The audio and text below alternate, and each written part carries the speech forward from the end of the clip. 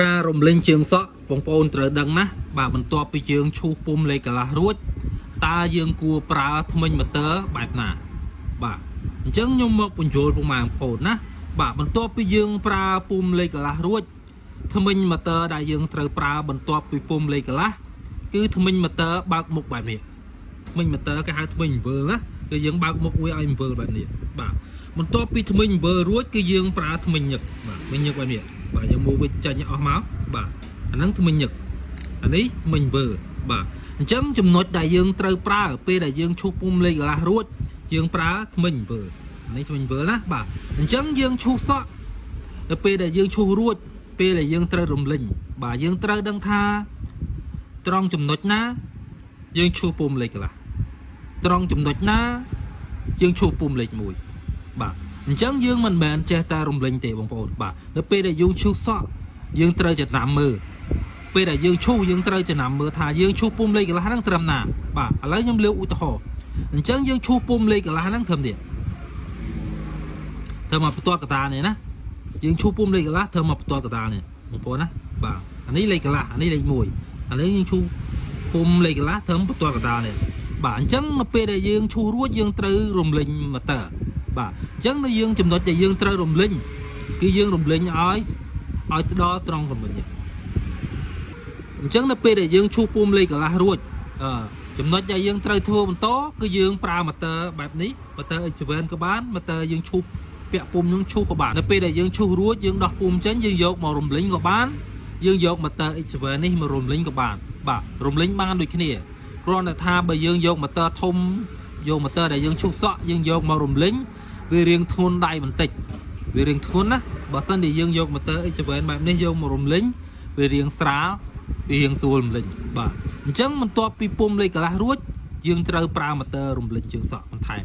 បាទចំណុចដែលយើងមិនរំលេងបន្ទាប់ពីឈូសពុំលេខកន្លះគឺយើងប្រើម៉ូទ័រយើងបើ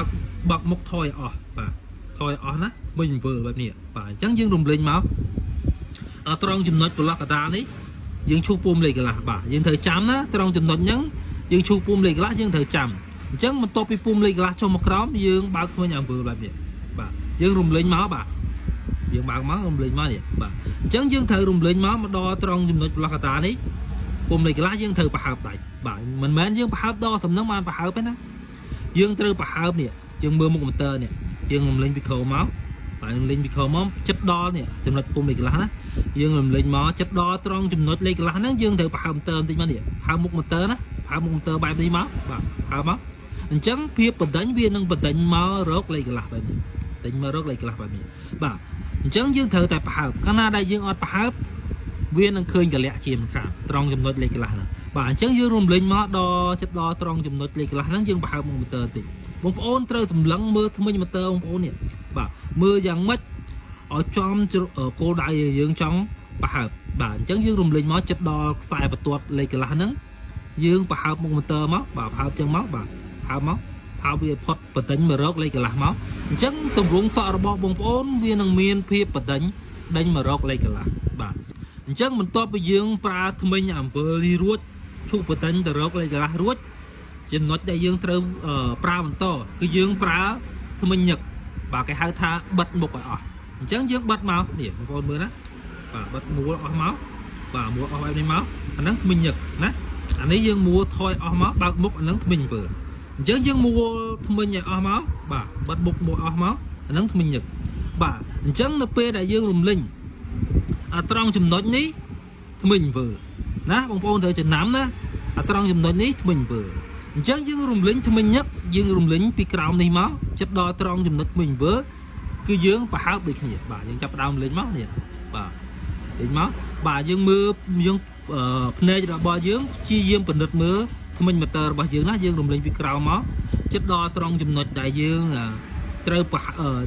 ទុកហ្នឹងយើងប្រហើបវាបាទចិត្តដល់ហ្នឹងយើងប្រហើបមកប្រហើបមុខម៉ូទ័របន្តិចមកបាទប្រហើបមើលបាទប្រហើបដើម្បីឲ្យវាមានភាពបដិញដេញមករកថ្មិញអំពើបាទ